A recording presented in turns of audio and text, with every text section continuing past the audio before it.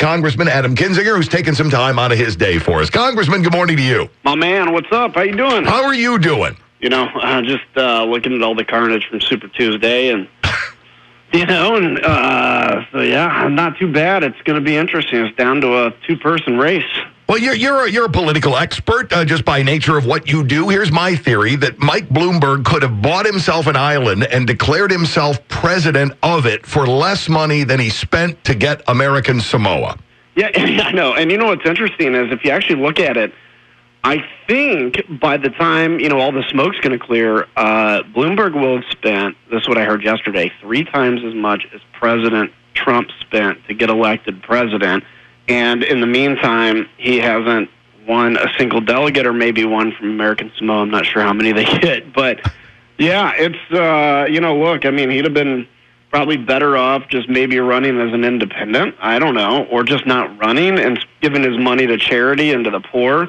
Or bankrolling somebody that he liked other than himself. Yeah, that's right. And, the other big story out of this, too, is just the complete collapse of Elizabeth Warren. And, remember, not but a few weeks ago, she was really talked about as rising and, coming back, and she has absolutely collapsed. Everybody's, getting behind Bernie in the crazy wing of the Democratic Party. And, look, it's Bernie, remember, he had a heart attack, and everybody said, well, he was done. Well, he's come back. Yep. And so I think it's down to a Biden-Bernie race, and it's really going to be a battle between, I'll call it the old Democratic Party, but it's still not your dad's Democratic Party, that was fairly conservative. But I guess your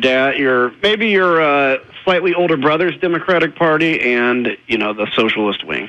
This is it's pretty amazing how this is all going to break down in this attempt to head off Bernie. Now, we hear talk about a brokered convention looming here. For people who don't know how serious that is, what does that mean to a party? Well, you just think back to the riots in Chicago at the Democratic Convention. It basically means, and it's what they were talking about for a while with President Trump during that, is you go without a majority of the delegates to the convention. And keep in mind, really all you're doing when you vote in a primary is you're electing delegates.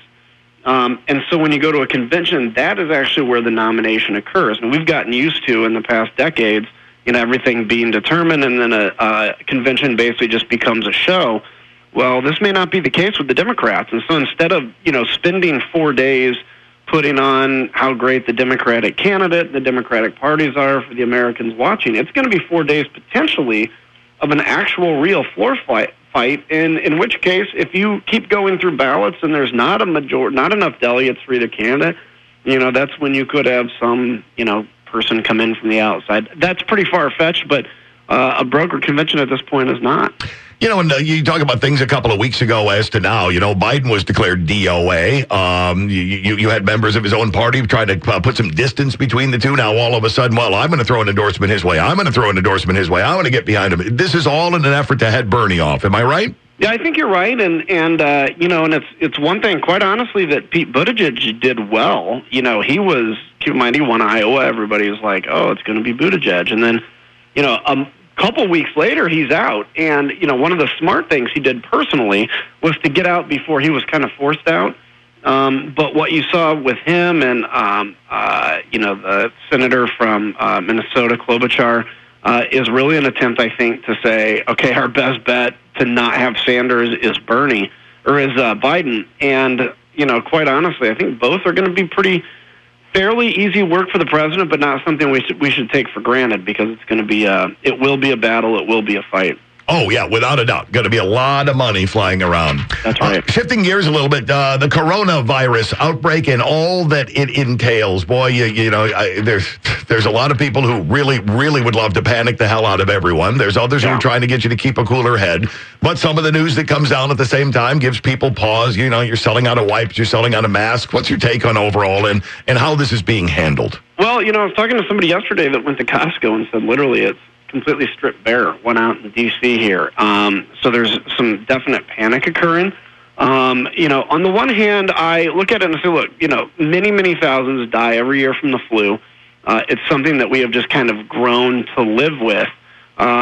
And so, to an extent, that's the case here. And so, a panic can create a bigger problem. That said, look, I just looked at a headline that said the fatality rate of this is 3% worldwide. Now, keep in mind, in many third world countries, it's higher because they don't have the medical care we do. The vast majority of people, when they get coronavirus, it's basically the same as a cold or a flu, but it is slightly more fatal for people in a weakened immune system and older folks. Nobody under the age of 9 has died from this yet, which is very good news. So the bottom line, and it spreads easily. So it's less lethal than SARS was, but it spreads easier. So I think it's something we have to be very concerned about. We need to do everything we can to try to stem the tide of it, although it appears that, it's kind of out everywhere. And so we need to focus and work on a vaccine, which the president has done a good job of basically loosening up some of the restrictions that we have in federal government. We've started doing this a few years ago with something called 21st Century Cures, where we can start to bring medicine faster, for people that need it. And so the key is don't panic, but it's also, something we are certainly concerned with out here. Oh, yeah, and with good reason. Yeah. Some of the other things causing some concern, the peace deal that is in the works with the Taliban. Now we've got word of a defensive airstrike, first strike since the peace deal was reached. What's your hope on the success? Well, not your hope, but what's your thought on the of this peace deal going through?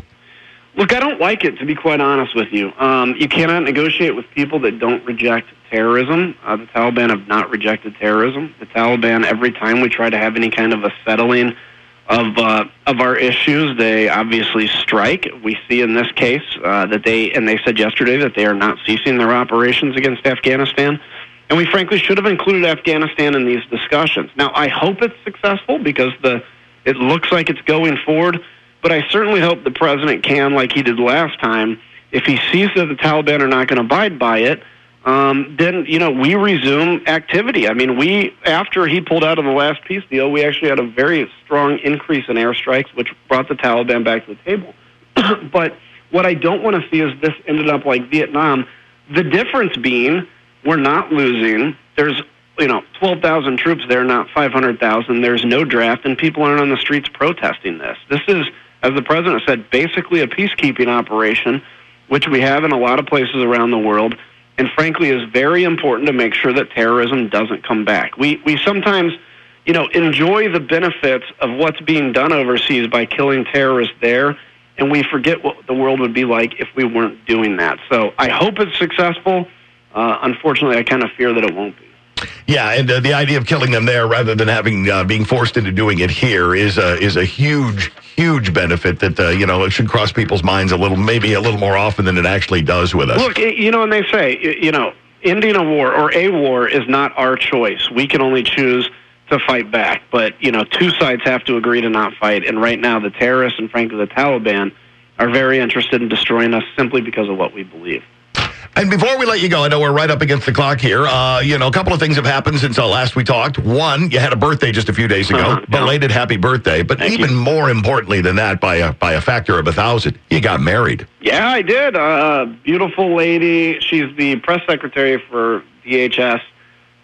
We've been dating a while, and we tied the knot, and so I'm very excited. It's been awesome so far. We're 3 weeks into it, and everything's okay so far. Yeah, okay, I feel like an old married guy now, and but she's awesome, and I can't wait to introduce her to everybody. Oh, we can't wait to meet her as well. Congressman, as always, we really, really appreciate you taking time out of your busy day. We'll look forward to our next get-together. You bet.